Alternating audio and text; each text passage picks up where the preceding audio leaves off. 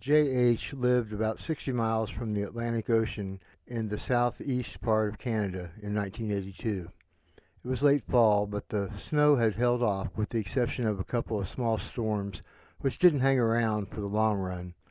So the forests and the meadows in between them were absent of winter's most notorious gift, but the ground was wet from the melt-off. Jay decided to get some last-chance fishing in since the weather was being so agreeable.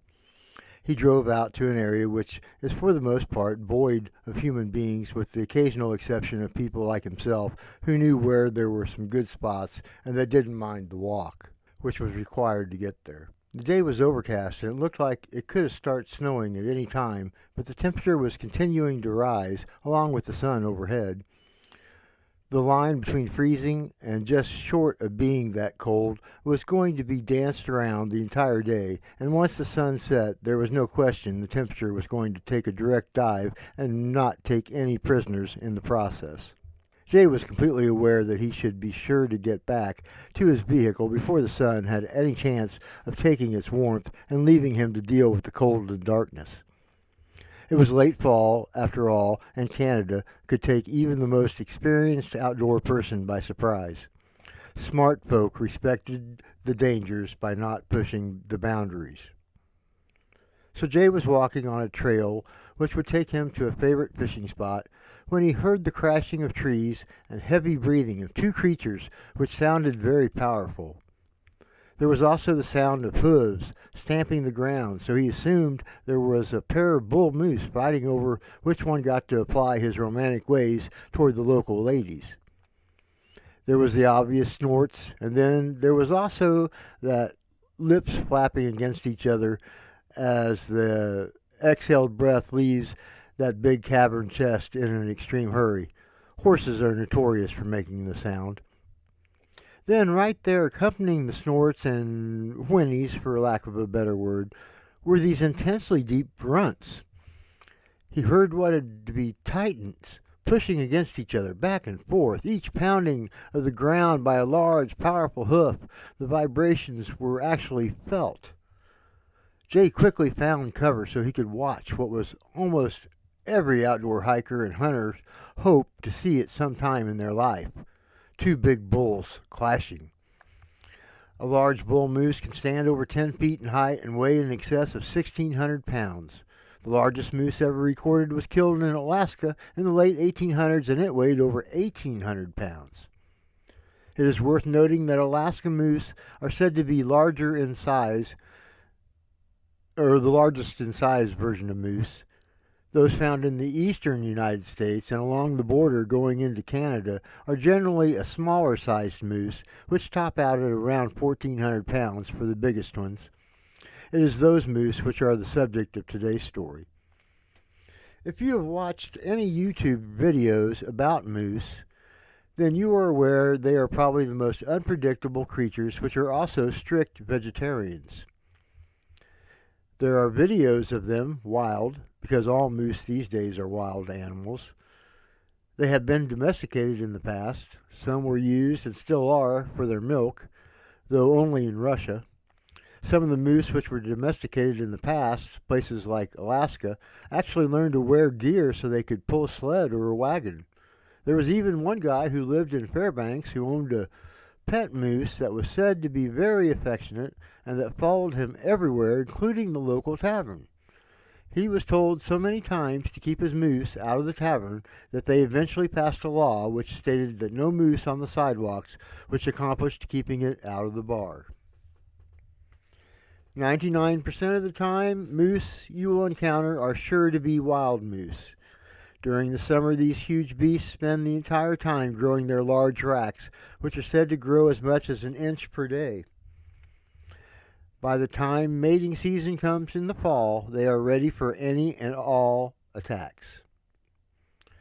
Bull moose and moose in general are known for having extreme stamina. Fights between the bulls can last for days, and there have been more than one occasion where the two bulls were found either dead or dying because their horns got locked and neither could get away. There's a YouTube video which actually shows where two men come upon just such a situation. In that video, one of the two bull moose is much larger than the other one, By the time the two men find the two bulls, they are both exhausted. Amazingly, the smaller moose is still alive despite it being obvious that the larger one had been dragging it around and periodically attempting to further hurt the animal, though at that point it is out of frustration of wanting to be free rather than it being a fight over the females. The two men who find them use their rifles to blast the horns apart while actually managing to miss both animals. The bigger one goes away immediately, and it is clearly not hurt in any serious form. It was just tired and, of course, wanting to get away from the human beings with the rifles. The smaller of the two bulls was visibly injured, but after a little while of stumbling to get its feet under itself, the smaller moose is also able to walk away from the incident. The whole matter was a testament to the stamina of these creatures. They might have been locked together for a week or longer. Hearing the battle going on was very exciting because Jay had a good idea what he was going to see. Following the sound of the skirmish was very easy because they were not attempting to be quiet. The one thing which was curious, however, was that he was not hearing the sound of two big racks smacking into each other. He could hear the sound of the hooves as they stomped the ground, and then as they stomped their pretend charge, and instead of actually grabbing traction, and then the next thing heard was the rush of breath exhaled as the moose began its charge, but there was no clash of the racks. Instead, he heard a grunt. It was definitely a noise made during an effort of some considerable exertion, but it did not sound nearly as all in as did the snort, which clearly came from a moose. So what was making that grunting sound? Jay ventured further and hid behind a scrub brush, and to his complete surprise he saw two creatures face to face. One was a big bull moose. It was stamping the ground and bucking its head up and down, snorting and making false jumps forward like it was going to charge at any time. The second creature stood on two legs. It was covered in fur. It stood as tall as was the bull moose, though the moose definitely had at least twice the bulk.